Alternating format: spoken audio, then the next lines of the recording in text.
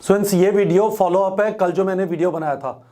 और मैंने कल वीडियो में आपको बताया था, हम लोगों ने एक शेड्यूल डाल दिया है जो 19 सितंबर से चालू हो रहा है, आप उसे फॉलो कर सकते हैं।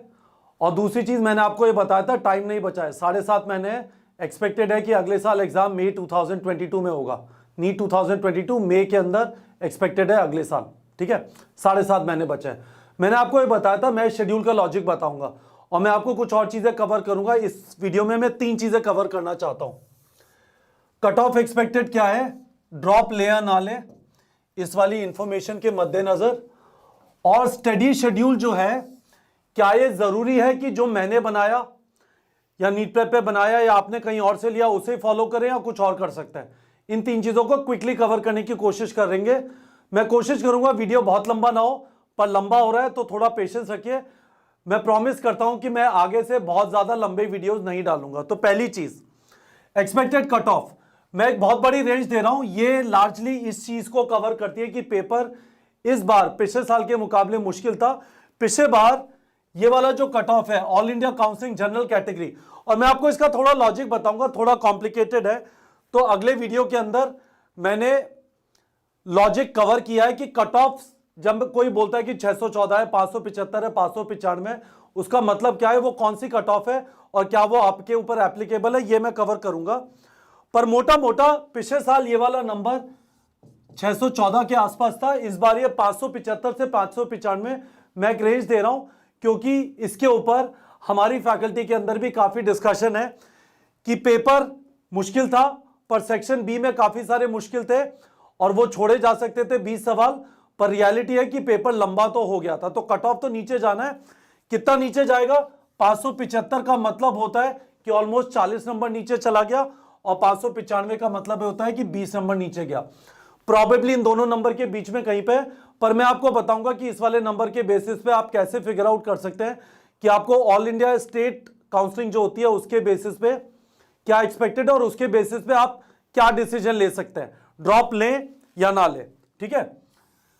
अब चीज क्या है स्टूडेंट्स, आपको एक चीज ये समझ लेनी पड़ेगी, ये वाला सवाल जो है, ठीक है, एक बार आप ये फिगर आउट कर ले कि कट ऑफ मोटा मोटा ये हो रहा है और आप उससे काफी दूर है, तो आपको ये बात समझनी पड़ेगी। तो इमेजिन करिए, यूपी को देखते हैं, ठीक है, यूपी के अंदर कट ऑफ ऑल इंडिया के आसपास होता है, ठीक है।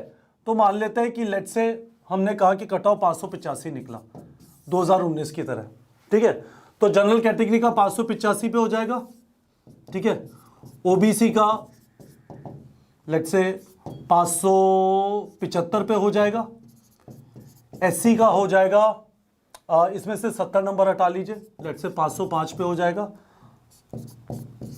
और एसटी का हो जाएगा लेट्स से 485 पे, ठीक है, मोटा मोटा मानते हैं। अब यदि आप जनरल कैटेगरी से हैं और आपके 510 नंबर आ रहे हैं, तो आपको आज पता है कि ना ऑल इंडिया काउंसलिंग ना जनरल का स्टेट काउंसलिंग से आपको कोई कॉलेज मिलेगा, और आप अफोर्ड नहीं कर सकते कि चलो देखते हैं क्या होगा। चलो देखते हैं क्या होगा का मतलब है कि आप दिसंबर में कहेंगे बाप रे बाप नहीं हुआ, अब तैयारी करता हूं और उसके बाद 4 महीने बाद एग्जाम, तो त्रिशंकु वाली सिचुएशन हो जाएगी, ठीक है। तो इस बात को हमें समझ लेना जरूरी है। अभी मैं लॉजिक बता दूंगा काउंसलिंग का अगली स्लाइड के अंदर, पर इस चीज को समझ लेना जरूरी है। मैं स्ट्रांगली रेकमेंड करता हूं, आपका फर्स्ट अटेम्प्ट था, आपका अच्छा स्कोर नहीं आ रहा, आपको डेफिनेटली अगले साल एग्जाम देना चाहिए। फर्स्ट अटेम्प्ट में 12th के साथ नीट का एग्जाम, एक कंपेटिटिव एग्जाम को मैनेज करना ज्यादातर बच्चों के लिए मुश्किल होता है। ये उनकी ट्रू कैपेबिलिटी रिफ्लेक्ट नहीं करता, ये उनकी ट्रू कैपेबिलिटी रिफ्लेक्ट नहीं करता है, और इस वजह से जिन्होंने पहली बार दिया उनको तो डेफिनेटली अगले साल देना चाहिए, गवर्नमेंट कॉलेज के लिए ट्राई करना चाहिए। जिन्होंने, क्योंकि प्राइवेट कॉलेज की आपको फीस पता है, अच्छा college KMC Manipal, Ramchandra, right, JSS Mysore महंगे हैं, ठीक है। तो प्राइवेट कॉलेज में जाने से पहले एक बार 100% कंफर्म हो लीजिए गवर्नमेंट कॉलेज में होगा नहीं होगा। और जिनका फर्स्ट अटेम्प्ट था, मैं स्ट्रांगली रेकमेंड करता हूं कि आप एक और अटेम्प्ट दीजिए। जिनका फर्स्ट अटेम्प्ट नहीं था, 2 अटेम्प्ट हो चुके, 3 अटेम्प्ट हो चुके, आप अगले साल का अटेम्प्ट तभी दीजिए जब आप कॉन्फिडेंट है कि हाँ मैं क्रैक कर सकता हूं। यदि आपको खुद के ऊपर शक है, बिल्कुल ड्रॉप मत करिए, पर आपको कॉन्फिडेंस है ये हुआ, ये गलती मैं अगले साल दोहराऊंगा नहीं और मैं क्रैक कर दूंगा, तो बिल्कुल करिए। एज लिमिट नहीं है, अटेम्प्ट लिमिट नहीं है, और अल्टीमेटली एमबीबीएस और बाकी जो डिसिप्लिन बायोलॉजी वाले हैं उनमें सिग्निफिकेंट डिफरेंस है। और यदि आप प्राइवेट कॉलेज अफोर्ड नहीं कर सकते, गवर्नमेंट कॉलेज ही अफोर्ड कर सकते हैं, तो नीट में एक अच्छा स्कोर ही उसका रास्ता है। ठीक है। दूसरी चीज, नीट 2022 में एक्सपेक्टेड है। एक और चीज समझ लीजिए, एनटीए ने इस बार रिड्यूस सिलेबस का राजधर्म फॉलो नहीं किया। मैं बोलना चाहता हूं राजधर्म, क्योंकि एनटीए पिछले जो एजुकेशन मिनिस्टर थे उन्होंने बार बार बोला था कि हम कोशिश करेंगे यदि बच्चों को स्कूल के अंदर कुछ चैप्टर्स कवर नहीं किए गए, क्लास 12 के चैप्टर्स कोरोना की वजह से इस बार के बैच के स्टूडेंट्स के कवर नहीं किए गए थे स्कूल में, evolution, reproduction in organism, strategies for enhancement in food production, ecosystem, environmental issues, metallurgy, polymers, इन सारे चैप्टर से उन्होंने क्वेश्चन, इनमें से रिप्रोडक्शन इन ऑर्गेनिज्म नहीं पर इवोल्यूशन, इससे क्वेश्चन उन्होंने सेक्शन ए में दिया, मेटलर्जी से क्वेश्चन सेक्शन ए में दिया। इसका मतलब, और सेक्शन ए में सारे क्वेश्चन कंपलसरी थे, इंटरनल चॉइस नहीं था। इसका मतलब आप यदि इंडिकेशन लेना चाहते हो तो एनटीए कह रहा है जो भी मिनिस्टर साहब ने बोला हमें मतलब नहीं, हम तो पूरा सिलेबस दे रहे हैं। सेक्शन ए सेक्शन बी से जो फायदा हो सकता था वो फायदा नहीं दिया गया। ठीक है, तो इसका मतलब सिलेबस पूरा ही है, कुछ भी रिडक्शन नहीं है यदि आप नीट के हिसाब से देखते हैं। ठीक है, और फिर मैं शेड्यूल की बात करूंगा। तो चलिए एक एक करके चलते हैं। अब वीडियो मुझे लग रहा है लंबा हो रहा है, तो देखिए एंड तक, मुझे लगता है काफी सारे सवालों का जवाब हो जाएगा। देखिए जरा, 2020 में ऑल इंडिया कट ऑफ 614 था। इसका मतलब यह है general category all India counselling के थ्रू 614 के बाद आपको कॉलेज नहीं मिलेगा। ऑल इंडिया काउंसलिंग के थ्रू, ऑल इंडिया काउंसलिंग के थ्रू जो टोटल सीट्स हैं, यदि आप ये मानते हैं कि इस समय पर 42,000 है, नंबर थोड़ा फ्लेक्सिबल है, बढ़ता रहता है, 42,000 मानते हैं, उसमें से 15% का मतलब हो गया 4200 plus 2100, 6300, 6300 seats all India counselling के थ्रू 614 के नीचे नहीं मिला जनरल कैटेगरी।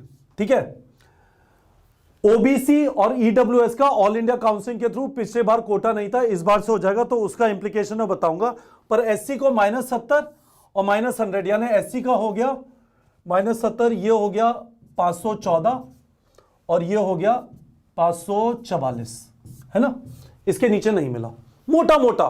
ठीक है, इस बार जब ये 575 से 595 एक्सपेक्टेड है, ईडब्ल्यूएस और ओबीसी का 5 से 10 मार्क कम, इसके अंदर 70 मार्क इससे कम।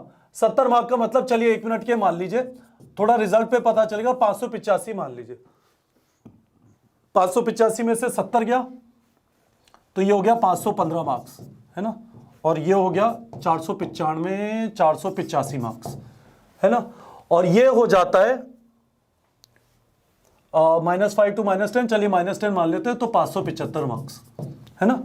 ये तो ऑल इंडिया काउंसलिंग का हो गया। मैं एक्सपेक्टेड बता रहा हूं गाइस, ये सारी चीज एग्जैक्टली क्लियर होगी जब नीट का रिजल्ट आ जाएगा। बट पॉइंट ये, आपको मोटा मोटा आइडिया होना चाहिए आप कहां खड़े हुए हैं, क्योंकि आपको डिसीजन लेना पड़ेगा। अगले साल का एग्जाम ऐसा लगता है मई में कराया जा सकता है, क्योंकि कोरोना की सिचुएशन हिंदुस्तान में इस समय काफी अच्छी हुई है, और एग्जाम सितंबर में कराना बड़ा पेनफुल होता है। May is the best time, क्योंकि उसके पहले सर्दी पड़ रही होती है, उसके बाद बहुत सारी जगहों पे बरसात होती है। ठीक है, अब स्टेट काउंसलिंग का लॉजिक समझ लीजिए। कुछ स्टेट्स हैं जहां पे नंबर ऑफ एप्लीकेंट्स के मुकाबले सीटों का रेशो काफी अच्छा है। ठीक है, उत्तराखंड, महाराष्ट्र, गुजरात, एमपी, कर्नाटका, आसाम, वेस्ट बंगाल, आंध्र प्रदेश, तेलंगाना, हिमाचल प्रदेश। जो ऑल इंडिया पे आपका नंबर आ रहा है, लेट्स से 485, एसटी कैटेगरी में हिमाचल में आपको 485 -50, 420, 430, 435 पे मिल जाएगा।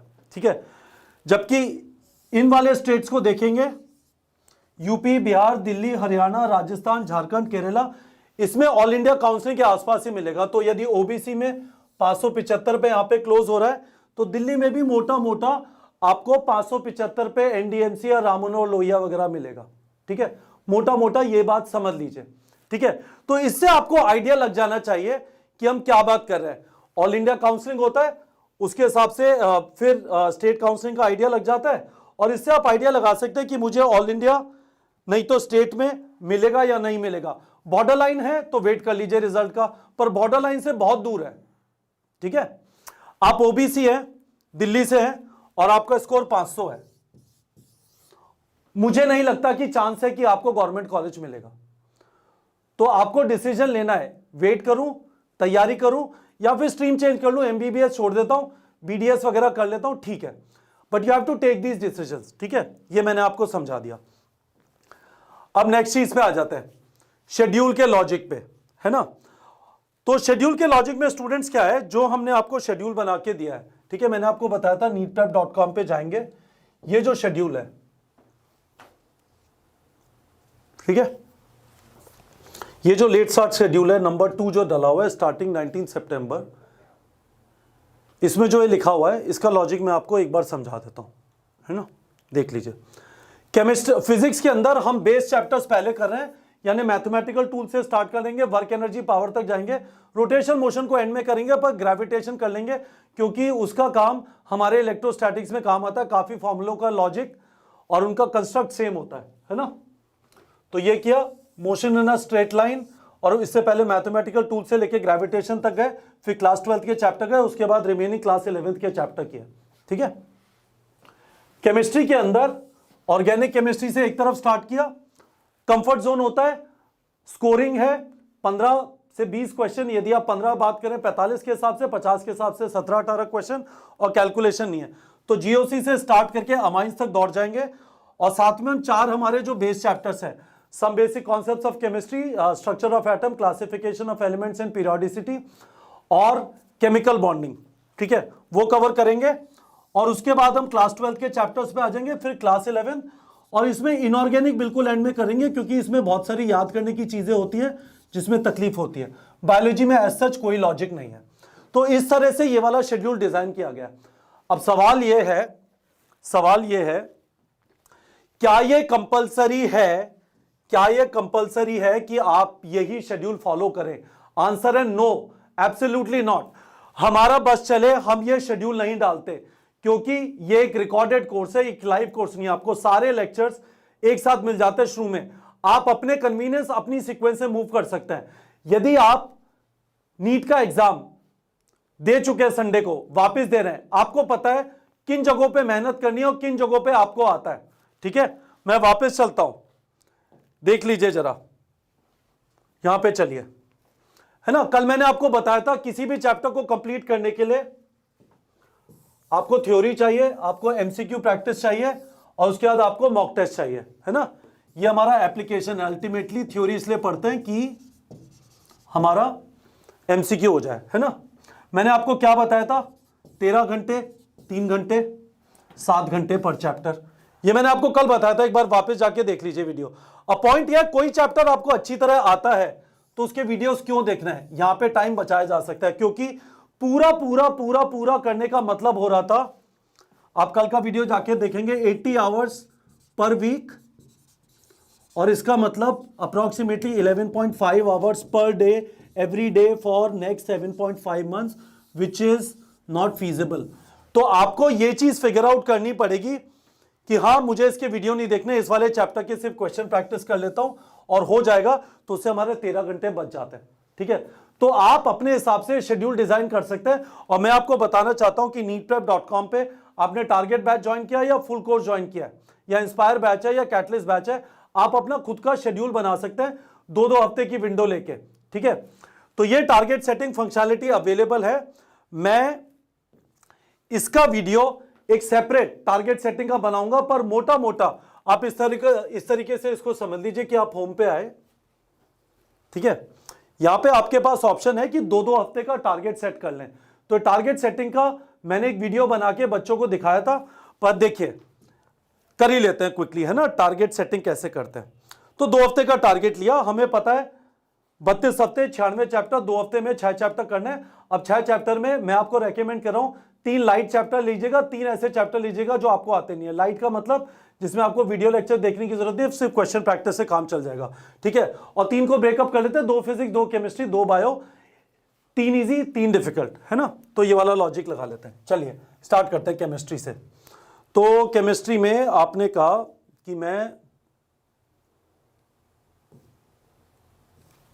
जीओसी से स्टार्ट करूंगा, लेट्स से हैवी चैप्टर है, चलो पूरा करूंगा जीओसी, वेरी गुड। और इसके अलावा एक लाइट चैप्टर करूंगा, मुझे जो आता है अच्छी तरह, वो है सॉलिड स्टेट। इसको स्टडी करूंगा ये 2 चैप्टर हमारे केमिस्ट्री के हो गए। उसके बाद मैं फिज़िक्स पे आया। फिज़िक्स में मैंने कहा कि मैं motion in a straight line से स्टार्ट करूंगा। इसमें ज़्यादा स्टडी नहीं करूंगा, सिर्फ क्वेश्चन प्रैक्टिस करूंगा और मोशन इन अ प्लेन को डिटेल में पढ़ूंगा।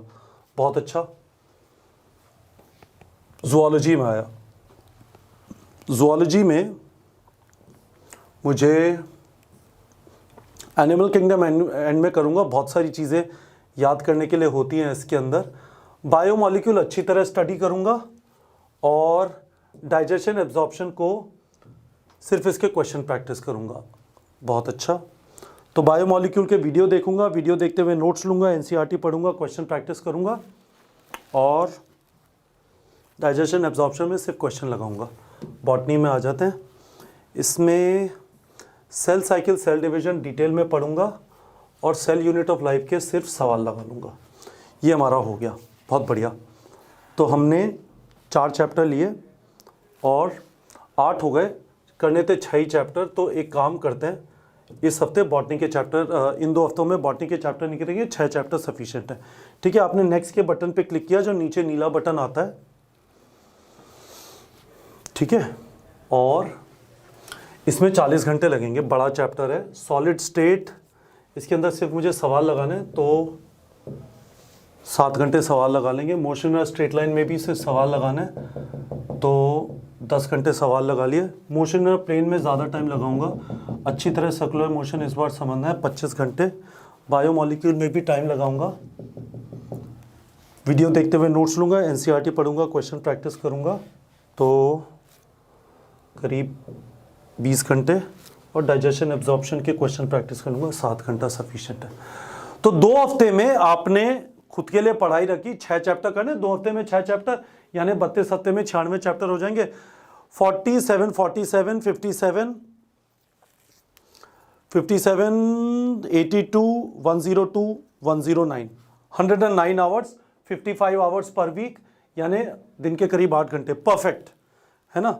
इसको आपने 2 हफ्ते का टारगेट बना लिया और 2 हफ्ते का टारगेट बना के यहाँ पे कहता है कि आपको 2 हफ्ते के एंड पे यानी 30 सितंबर को टेस्ट मिलेगा। आपने उसमें टारगेट रखा 550 स्कोर का। आराम से बढ़ेंगे, 550 से स्टार्ट करते हैं और फिर कोशिश करेंगे इसे 650 पे 2 हफ्ते के टारगेट में ले जाने की। और वाला ये इस तरह से आपका शेड्यूल बन गया।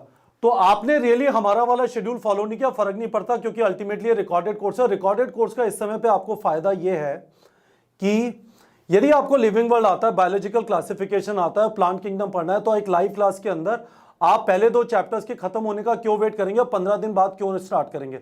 आज से स्टार्ट करिए, टारगेट में सेट करिए, वीडियो देखते हुए नोट्स लिए, एनसीईआरटी पढ़ा, क्वेश्चन प्रैक्टिस किया, आगे बढ़ गए। तो अब 2 हफ्ते बाद जो आपको टेस्ट मिलेगा उसमें ये वाले 6 चैप्टर्स का टेस्ट आएगा। ठीक है। परफेक्ट है।